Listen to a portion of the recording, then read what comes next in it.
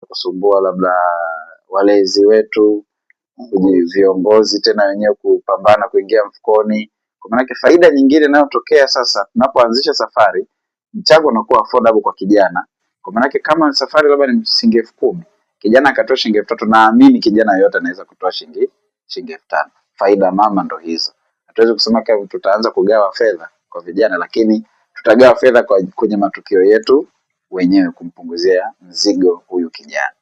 Okay. Na mwitikio labda baada ya kuliweka hili, vijana wana mwitikio wao ukoje baada ya kuambia bwana, tuna tukio la mradi, kuna tukio la harambee? Je, hebu wewe kama mwenyekiti umeona mwitikio wa vijana wako wamelipokea kwa 100%? Hili wazo lilianza kutoka kwenye kamati ya uchumi, na sisi wengine tukaliongezea nyama, tukiwa viongozi ikajaa. Lakini nashukuru, unajua kitu kizuri sio kitapokelewa kwa 100%. Kila kijana anaweza kawa na wengine wanawaza hivi tukio litakuwaje, hivi watu wako serious kweli? Lakini kiukweli ni washukuru vijana wanaolisupport. Kuna vijana ambao wamelipokea vizuri na wanalitendea kazi, na wengine wameshatoa michango.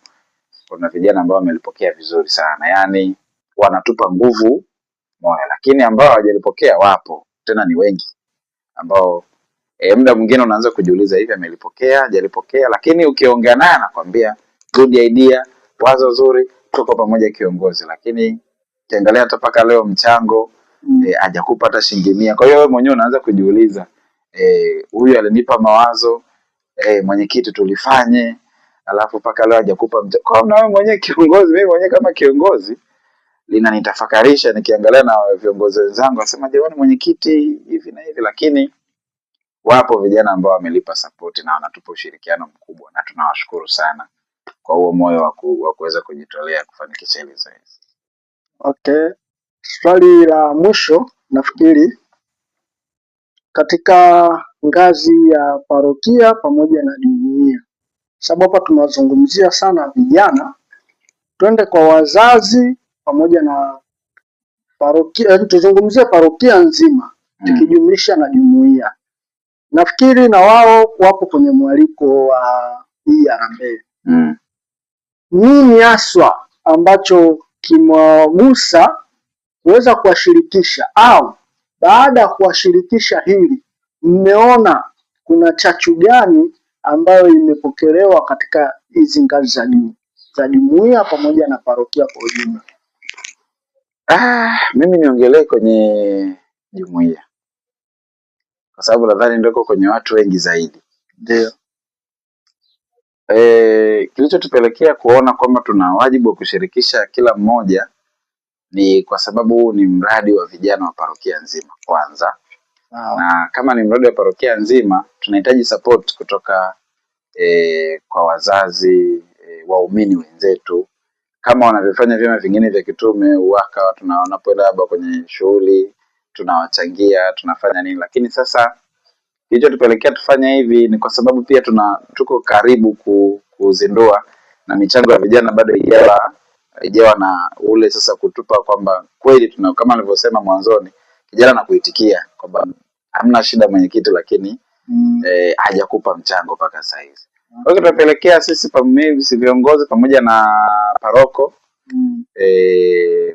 tukaona sasa hii Jumapili tarehe 28 iwe Jumapili maalum kwa ajili ya vijana, kuweka historia ya vijana kuchangia hiyo harambee ya kuanzisha mradi. Na tunategemea, kwa maoni yangu, kwa waumini wa Majumatitu, kwa viongozi wa kamati tendaji parokia Majumatitu, viongozi wa jumuiya, viongozi wa kanda, waumini wenye mapenzi mema, tuwashike mkono wa vijana, kwa sababu tuna imani hata kama ni wewe una mtoto anapokuletea jambo, alafu kama hujamshika mkono, na maana huyu mtoto utamkatisha tamaa. Inatakiwa support. Kwa hiyo waumini, viongozi, nani wenye mapenzi mema, tushirikiane, na imani Matitu tuna waumini wenye nguvu. Waumini wote kwanza wana nguvu, wana moyo, na wanapenda utume wa vijana ndani ya parokia. Kwa hiyo ninawaomba sana waumini wenzangu wa Maji Matitu tushirikiane kuhakikisha kwamba siku ya tarehe 28 kwanza baada ya misa nitamani kuona waumini wote wanabaki wanashiriki lile zoezi pale chini. Mimi ndo furaha yangu. Unajua ndugu mtangazaji, naam, pamoja na yote tunafanya kwa ajili ya utume. Hatufanye kwa sababu Urio mimi hapa nataka hiyo hela ije kuingia kwenye familia yangu. Au ndugu mtangazaji au wengineo au viongozi wangu wengine kwamba waje kunufaika ile hela ingie kwenye nani. Ina maana ule mradi utakapoanzishwa tukisema harambee ya ujenzi wa kanisa, vijana watakuwa na uwezo wa kutoa wa kujitegemea. Tukisema safari mbalimbali badala ya kwenda kuhangaika na paroko na viongozi labda wa parokia, viongozi wa jumuiya na kana na waumini wengine, ina maana hawa vijana tayari ni kujitegemea. Wewe ukiwa kama baba, ukimwona mtoto wako anajitegemea na anajiweza, nadhani ni furaha yako namba moja. Na sisi sasa tunachokifanya ni kutaka kujitegemea bila kushirikisha watu wengine. Tujitegemee wenyewe na tujiendeshe wenyewe ili tunufaike na hayo matunda. Okay, naweza nasema nishukuru, ila kadiri ninavyokuwa nazungumza unazidi kunipa maswali mengi zaidi. Unajua, okay, tumalize na hili. Bila shaka pia ni mwenyekiti wa dekania ya Mbagala. Ndio. Hebu nitaka kujua dekania yako ya Mbagala labda imeweza kupata mwaliko wote na tutarajie nini siku ya tarehe 28 kutoka katika dekania ya Mbagala? Kwa upande wa dekania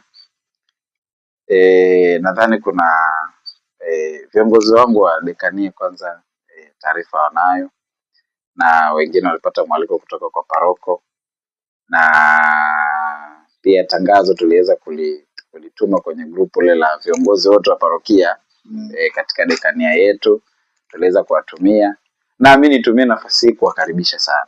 Tunajua kwenye parokia yetu tuna majukumu mengi, viongozi wenzangu wa maparokia mbalimbali tunawakaribisha waweze kushiriki.